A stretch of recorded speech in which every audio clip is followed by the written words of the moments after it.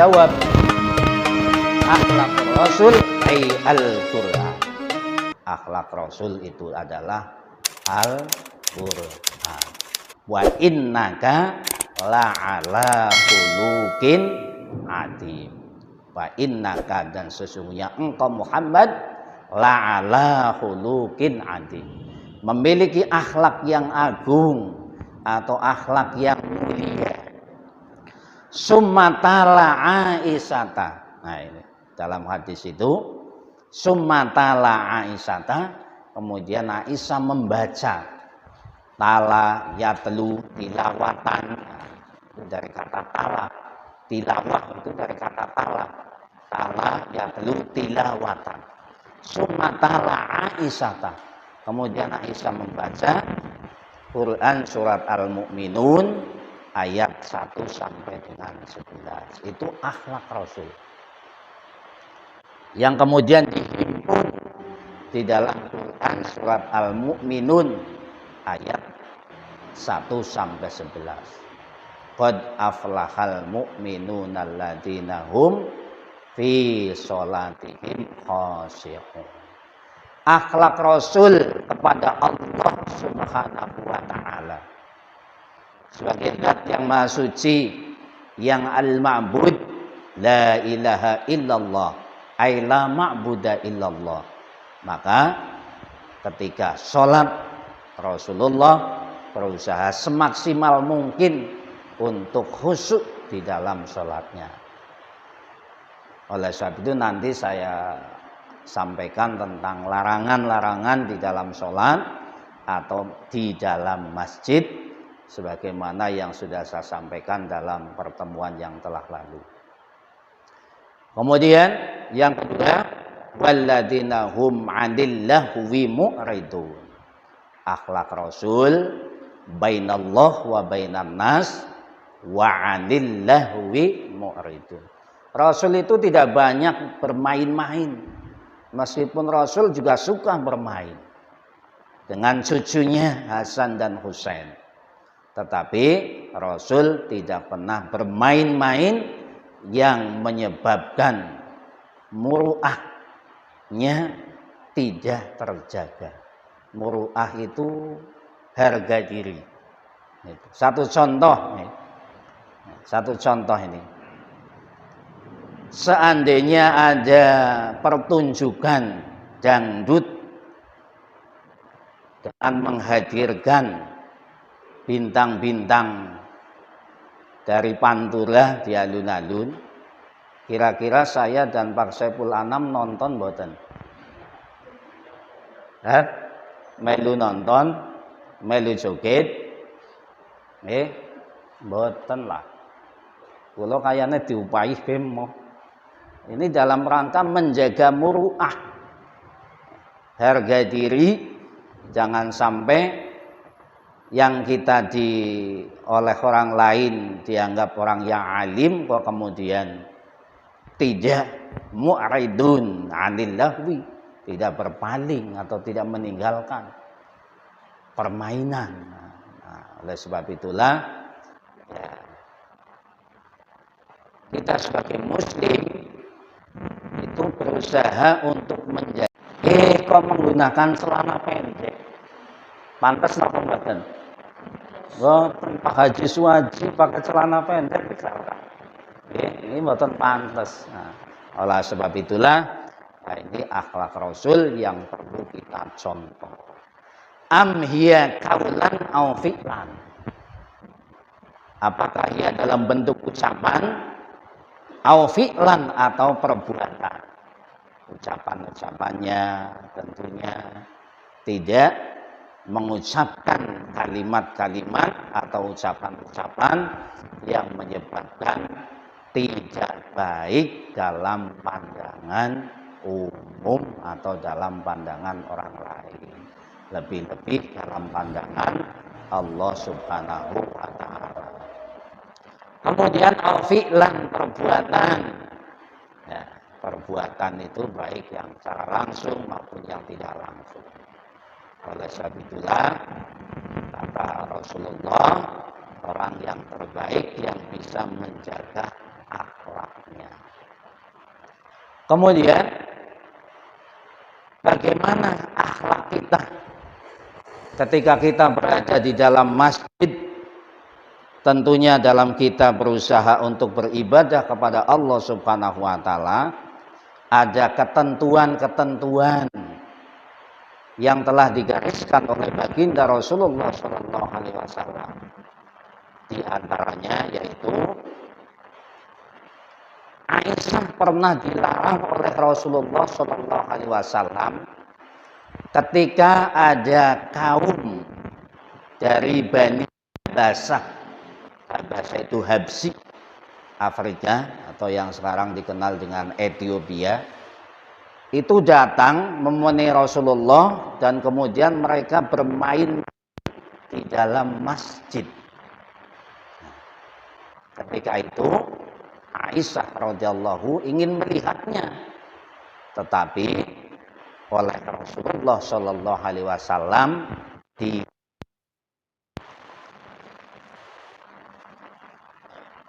sebagaimana di dalam hadis wa anha qalat ra'aitu Rasulullah sallallahu alaihi wasallam yasturuni wa ila habasati yal'abuna fil masjidi, muttafaqun alaihi. Hadis diriwayatkan oleh Imam Bukhari dan Imam Muslim. Kata Aisyah atau dari Aisyah berkata, aku melihat Rasulullah Shallallahu Alaihi Wasallam menghalangiku ketika aku sedang melihat orang-orang Habasah, undur ila habasati yal'abuna fil masjidi, sedang bermain-main di dalam masjid. Oleh sebab itu masjid, etika atau akhlak di dalam masjid ya, tidak boleh menjadi tempat untuk bermain. Tapi kalau di luar masjid, di halaman masjid ya itu bukan di dalam masjid, karena masjid adalah usisa ala taqwa. Nah ini etika akhlak Rasul, walladzina hum 'anil lagwi mukhridun. Kemudian an Aisyah, hadis dari Aisyah radhiyallahu anha, semoga Allah meridai anha kepada Aisyah, qalat, ia berkata, amara Rasulullah sallallahu alaihi wasallam, Rasulullah sallallahu alaihi wasallam bibina'il masajidi fid dauri wa antunaddofa wa tatayyuba. Rasulullah sallallahu alaihi wasallam memerintahkan, kata Aisyah, agar membangun masjid-masjid fid dauri, di kampung-kampung. Gimana kalau di kota boleh enggak? Nah, ya maksudnya untuk mengembangkan syiar Islam. Kemudian wa antunaddofa, agar ketika masjid itu telah dibangun untuk dibersihkan, dijaga kebersihannya. Jangan sampai masjid kok kelihatan kumuh. Kan nonton masjid nggih, begitu kita akan sholat ke toiletnya kumuh, jorok, kotor, bahkan mambu nggih. Nah, oleh sebab itu Masjid Nikmatul Itikad monggolah kita sama-sama, karena kita ada hadisnya, wa antunaddofa wa tatayyuba, dan hendaklah diberi wangi-wangian. Nah ini pun nonton apa tadi nanti kita udah jadi usahakan diberi dengan wangi-wangian. Rawu Ahmad, Abu Dawud, dan Tirmidzi, hadis diriwayatkan oleh Imam Ahmad, Abu Dawud, dan Imam Tirmidzi, wa shahhahahu, dan mensahihkannya. Nah ini etika di dalam masjid Ya, tidak hanya sebatas masjidnya Bapak Ibu, termasuk kita yang masuk ke dalam masjid, usahakan dengan pakaian dan badan yang bersih dan wangi. Teng masjid kok nganggo mukena sing wis 3 minggu mboten dikumbah misalkan. Nggih. Karena apa? Saya sering sekali dikomplain di Masjid Al-Furqan SMK itu. Ibu-ibu guru yang sholat, Pak Masbur, ini mukenanya sudah bau. Kayaknya nembe dicuci wingi. Dong nyatane mambu banget. Ternyata nopo? Karena rata-rata mohon maaf perempuan itu ketika selesai wudhu kemudian langsung pakai dan itu basah. Begitu basah tetap dipakai, kemudian ditumpuk, ditilep. 2 minggu, seminggu, 2 minggu sudah bau. Nah oleh sebab itulah, termasuk pakaian kita. Karena di dalam sholat, kalau dalam fikih kita semuanya sudah tahu. Ketika kita sholat ya tohirun fi jasadihi, suci, bersih. Jasad itu ya badan kita, usahakan serapi mungkin. Kemudian wa tahirun fi mahalihi, suci tempatnya. Kemudian wa tahirun fi malabisihi, malabis pakaian. Suci dalam pengertian bukan sebatas suci anin najasati, dari najis yang sifatnya fisik, yang sifatnya nampak kelihatan, tapi suci dalam hal memperolehnya. Pakaian yang kita pakai untuk sholat, tempat yang kita pakai untuk sholat, itu adalah didapatkan dari hasil yang suci atau yang halal.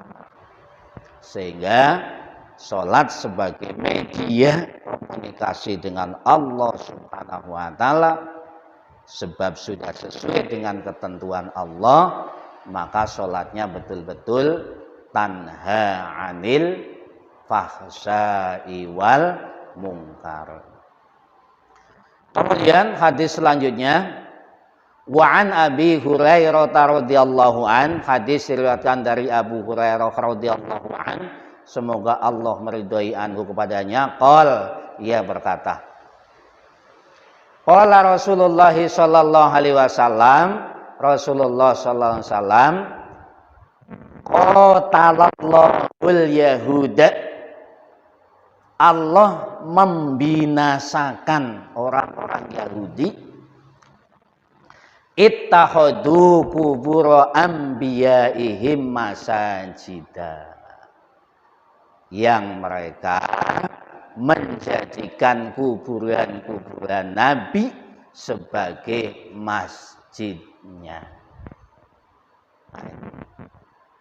Jadi makam Nabi kemudian dijadikan masjid dengan harapan mengagungkan, atau bisa dijadikan sebagai wasilah mendekatkan diri kepada Allah. Nah ini ternyata qatalallahul yahuda, orang-orang Yahudi yang demikian dibinasakan oleh Allah Subhanahu wa Ta'ala. Oleh sebab itu kita umat Islam ya jangan mengikuti, karena ini larangan kuburan dijadikan sebagai masjid. Malah kadang-kadang bukan nabi, orang-orang yang dianggap sholih, yang dianggap alim, yang dianggap wali, kemudian disitulah di kuburannya dibangun masjid. Setelah sholat selesai kemudian berzikir, bertawasul dan lain sebagainya. Nah ini tidak diperbolehkan yang demikian, karena bisa menjadi media kita mensyarikatkan Allah Subhanahu wa Ta'ala. Walahuma, Dan menurut riwayat Imam Bukhari dan Imam Muslim min hadisi Aisyah, juga dari hadis yang diriwayatkan oleh Aisyah radhiyallahu an, semoga Allah meridhoi anha, kepada Aisyah, kanu idza mata fihim rajulun salihun banau ala qabrihi masajidan laini. Banyak terjadi di lingkungan kita, di negara kita, kuburan orang-orang solih, kemudian dibangun masjid di situ sebagai tempat ibadah dan dijadikan tempat yang karomat dan lain sebagainya. Bahwa apabila ada seorang yang laki-laki yang solih, kanu idza mata fihim rajulun solihun, apabila ada orang-orang yang solih di antara mereka yang meninggal dunia, banau ala qabrihi masajidan, kemudian mereka membangun masjid di atas kuburannya. Wa fihi ulaika sirarul khalqi, wa fihi, yang di dalamnya ini termasuk bagian dari akhlak yang tidak terpuji. Oleh sebab itu, Bapak Ibu semuanya, bagi kita semuanya, barangkali mendapatkan di suatu tempat ternyata di situ kuburan orang-orang yang solih kemudian dijadikan sebagai masjid, maka kita yang tahu ya untuk memberikan pengertian, peringatan bahwa itu dilarang dalam agama Islam. Kemudian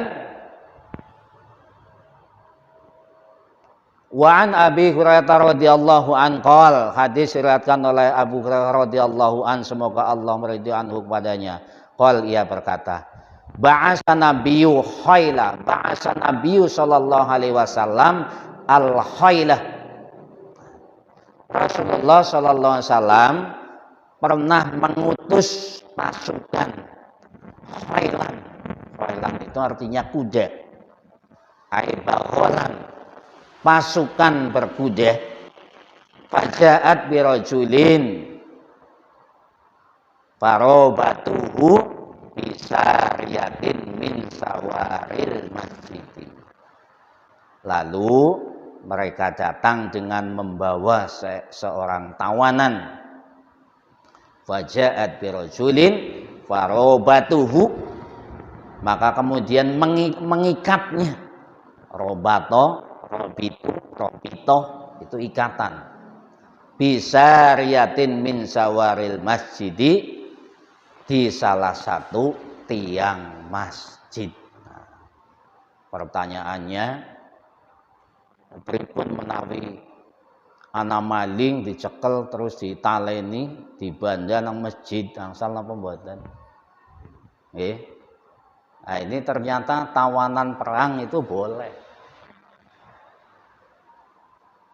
Ketika ditangkap, dibawa ke Rasulullah, ya, kemudian diikat di salah satu tiang masjid. Nah, artinya ya itu sebagai penjagaan, karena masjid menjadi tempat yang multifungsi, tapi bukan berkaitan dengan yang berkaitan dengan permainan.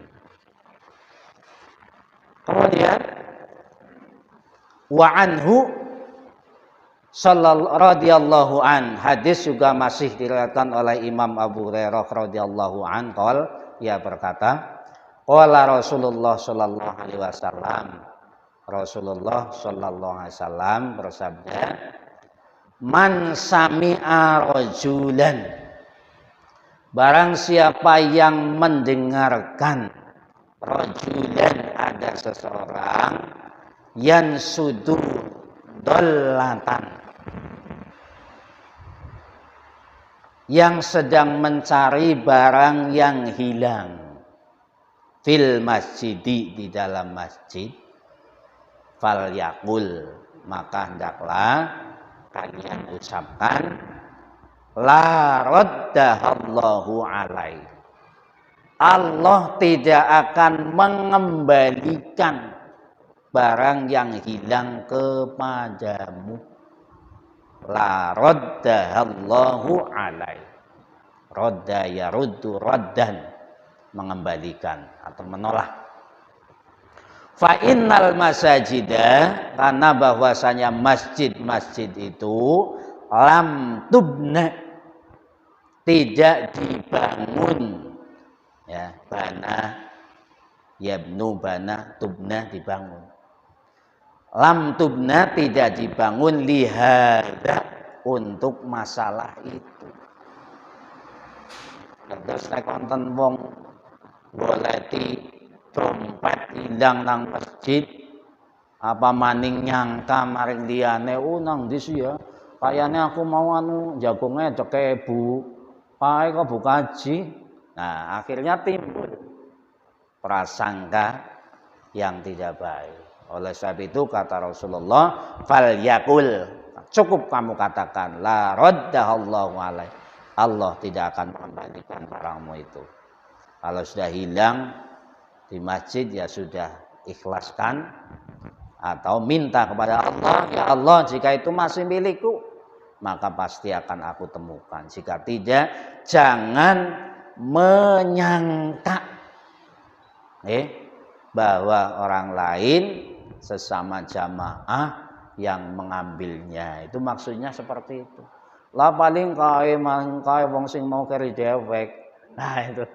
Padahal belum tentu. Untuk apa kita berjamaah kalau kita memiliki prasangka yang tidak baik? Apa malih ditambahi? Apa iya yakin? Nah, ditambahi yakin. Nah sama maning dah itu. Nah yang seperti itulah yang tidak boleh maksudnya. Nah oleh sebab itu Bapak Ibu semuanya, monggo lah kita niatkan sebaik mungkin ketika kita di dalam masjid, lepaskan semua nilai-nilai apa saja yang berkaitan dengan keduniaan. Tapi orang bisa lupa, wong aku marah masjid gak sandal lanyar be, ora tenang dan lain sebagainya. Nah, usahakanlah. Nah, kenapa tadi akhlak Rasul, kenapa Rasulullah itu dikatakan orang yang paling baik, ajwadun nas, yaitu qad aflahal mu'minuna alladzina hum fi sholatihim khashi'un. Kemudian yang selanjutnya yaitu tentang manusia muslim yang terbaik dalam pandangan Rasulullah Shallallahu Alaihi Wasallam. Khairukum, sebaik-baik kamu, kata Rasulullah, yaitu man ahsanu qadaan, orang yang bisa atau yang terbaik dalam menepati janji. Nah, manakala kita punya janji apa saja, ya segera untuk ditepati. Atau dalam bahasa yang lain di sini, yaitu orang yang terbaik adalah orang yang mensegerakan untuk membayar hutang. Manakala kita memiliki hutang, kata Rasulullah, maka bersegeralah untuk dibayarkan. Semuanya bertransaksi, hutang piutang, fakatibuhunna, maka catatlah kedua-duanya bil ma'ruf, dengan cara yang baik. Nah ini ternyata yang melaksanakan itu di perbankan itu sangat-sangat detail dalam mencatat orang yang berhutang, yang termasuk tidak hanya sebatas kita, tapi ditanya orang tuanya, namanya siapa, bapaknya, ibunya, dan lain sebagainya. Nah, ini dalam rangka untuk menjaga supaya tidak terjadi perselisihan. Selanjutnya, karena waktu sudah mendekati jam 7:30, Muslim yang terbaik kata Rasul sebagaimana hadis di dalam hadis Sahih Bukhari dikatakan, yaitu orang yang paling baik terhadap keluarganya. Khairukum man ahsana li ahlihi. Orang yang baik kepada keluarganya. Apa yang dimaksud kepada keluarganya? Yaitu sebagaimana penjelasan di dalam hadis yang lain, hakul walid alal walad, kewajiban orang tua kepada anak, pada keluarga kita. Yang pertama, ayyuhsina ismahu, untuk memberikan nama dengan nama yang baik. Yang kedua, wa yuhsina maudi'ahu, yaitu untuk memberikan pemeliharaan dengan pemeliharaan yang baik. Jadi manakala kita punya anak, keluarga kita, usahakan anak-anak kita dipelihara, dididik dengan sebaik-baiknya. Berikan contoh-contoh keteladanan, kemudian usahakan agar anak kita itu lebih hebat, lebih baik, lebih tinggi, lebih solih dibandingkan kita. Jangan sampai sebaliknya, ketika punya anak, kita kemudian pilih kasih. Yang satu, kita berikan pendidikan dengan pendidikan yang setinggi-tingginya. Kita berikan fasilitas dengan fasilitas yang kemudian anak yang lain tidak seperti itu. Oleh sebab itu, di dalam ayat Al-Quran, ya ayyuhalladzina amanu qu anfusakum wa ahlikum naro. Saya melihat di sana, di dalam tafsir Ibnu Katsir, di sana dikatakan, waqala Ali bin Abi Thalha ketika melihat ayat itu, beliau menafsirkan bahwa yang dimaksud qu anfusakum wa ahlikum naro addibuhum wa allimuhum. Yang pertama, ajarkan adab, etika, sopan santun, agar anak kita menjadi khairun nas, karena akhlaknya baik. Yang kedua, wa allimuhum, baru ajarkan ilmu. Ini urutannya kata baginda Rasul. Ajarkan ilmu. Karena dengan ilmulah manusia akan mencapai derajat yang tinggi dan ditinggikan derajatnya oleh Allah Subhanahu wa ta'ala. Yarfa'illahu alladhina amanu minkum walladhina utul ilma darajat. Oleh sebab itu kata Nabi, sebaik-baik kamu dalam pengertian kita umat Islam adalah man ahsana min ahlihi, orang yang berbuat baik kepada keluarganya. Tadi dalam hadis wa yuhsina maudi'ahu, memberikan pemeliharaan dengan pemeliharaan yang baik. Pendidikannya, pengasuhannya, perhatiannya, dan lain sebagainya. Kemudian wa yuhsina adabahu, dan memperbaiki adab atau akhlak atau etikanya.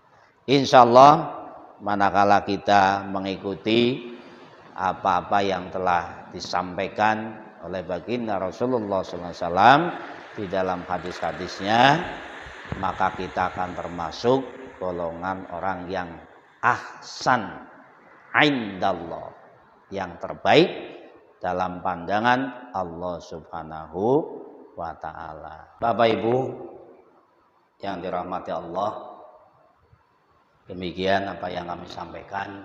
Mudah-mudahan ada tambahan ilmu untuk kita semuanya, dan manakala ada kekhilafan, kekeliruan, kami mohon maaf. Billahi taufiq wal hidayah wal afu minkum. Nasrullahi fatun qarib. Assalamualaikum warahmatullahi wabarakatuh.